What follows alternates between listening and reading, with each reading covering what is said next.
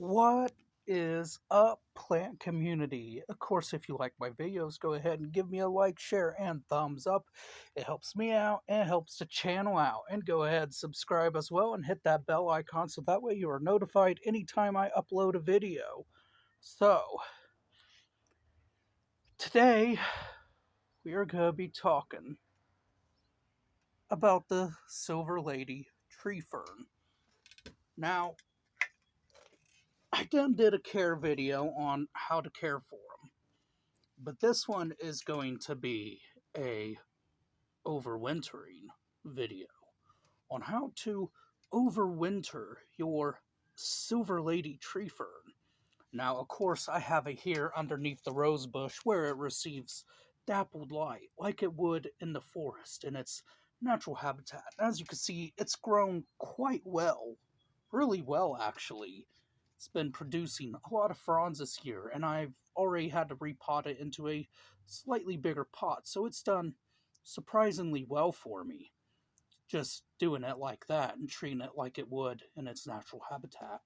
So, anyways, this is how to care for it over the winter time. Now, I did have mine during the winter time.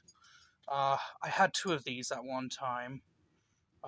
This one was the newest one that came in. I was trying to get two of them, but it didn't work out that way. And I had one of these from Walmart originally, and I just fell in love with them. And come to find out, they're a tree fern. Because when I first got it, I was like, man, there's something prehistoric about that I like. But yeah, it's a tree fern, and there is ways you can overwinter it. One way is to actually overwinter it indoors. Just, keep it in a pot, take it inside, and just overwinter it that way. But I find it's quite difficult and quite hard to do it that way.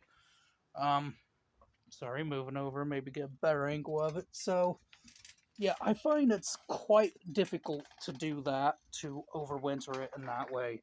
The easiest way I have found to overwinter this guy actually is to keep it outside. Now, when I had this guy outside, he was originally taking temps 35. If I wanted to risk it, I'd let him take 34, 33, because there's no chance of frost around that here in Indiana. Well, it even had snow on it, surprisingly, and it did surprisingly well. One time temperatures dropped to 26 degrees, and I flipped out, but it did all right. I did let it stay outside. I actually did bring it in, and it did just fine. So, overwintering, there is some ways I am going to overwinter this guy this year. I'm going to do it a bit differently, because when I got him, it was kind of really springtime, and I didn't really have to worry about that much. So, this year, though, he's going to really be staying outside, and what I am going to do to overwinter this guy, and this is generalization for most tree ferns, and this helps most tree ferns out. I'm not going to be taking the fronds away. I'm not going to be letting frost hit it. I'm actually going to be taking it in if frost does come about, and then I'm going to be putting it back outside, because for me, they don't really do well inside. They'll stay alive for maybe 2 or 3 months and then they'll die. I found if I keep them outside, they do way better. So, the thing you gotta learn about tree ferns is they like humidity. Now, in the wintertime, it does rain a lot, so should be plenty of humidity now to go around for them. Now, if this was old Indiana weather, no, not quite. So, the way I'm going to keep humidity around it is, of course, it'll get plenty of snow, it'll get plenty of cold rain. I'm not going to be fertilizing it at all. I'm just going to let it kind of go into a dormancy. Of course, the fronds will stay.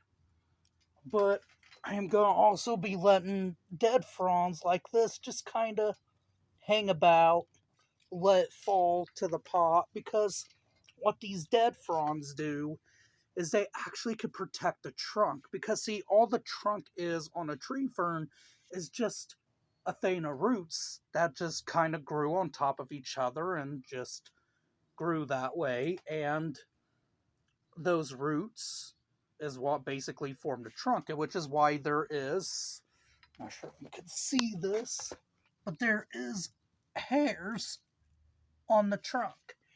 And those hairs is what traps in the humidity for that particular tree fern to keep it alive. So, what I'm going to do to help increase the humidity around the trunk, since it's starting to develop a little bit of a trunk, is I'm actually going to keep those dead fronds starting now, because it ain't going to be too long when October's coming around and it's going to be cold. This dead foliage will protect the trunk from the cold. It'll give it a little bit more protection. Of course, it's up against the wall or near the wall, so it'll protect it against cold winds. And the fronds, the dead fronds, will protect the trunk in a way, and it will also keep in the humidity until summertime again, when the humidity is up at 60% to 50% here in Indiana. So that's going to be my plan of attack for the Silver Lady tree fern. Also keeping it in a black pot, which, again, if you guys watched my recent video about zone pushing in pots, you'll know black pots are usually a good thing. Now, will I put it in a potential decorative pot? Possibility I could. Definitely a possibility when it gets bigger. But for now, that's going to be my plan of attack. Since it did take snow just fine, I probably will let it see temperatures down to 33 degrees, but not frost. But other than that, that's really it. I just got done watering it too, so I'm not sure if you guys can see that, but there's some droplets of water on the fronds that look relatively nice. But yeah, that's my plan, and it should do just fine. From what I looked up online, it can take temps down to 26 degrees. Probably not going to let it see at cold, because I don't want it to die back. I don't want the fronds to die back, basically, is what I'm saying. I don't want none of my fronds to die back on anything. Tree ferns, palms, anything. So, of course, I just want to protect them and take them inside when I can. Now,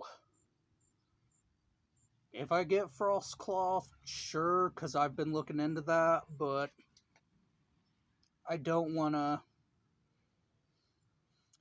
still keep them out there until we get more warmer. If we do get warmer, which is a sad thing to say, but that's probably what's going to happen. Because, we still take the chance of going below zero, and at that point in time, I got to protect a lot of things, so I really don't have the money to supply lights. There is another method I'm going to mention maybe when I get the palms on how to overwinter them, which I think will work just fine, but yeah. So this is my plan attack on my Silver Lady tree fern, the only tree fern I got in the prehistoric garden area. Other than that, I hope you guys enjoyed this video and found it informational. Other than that, guys, have a good rest of the day.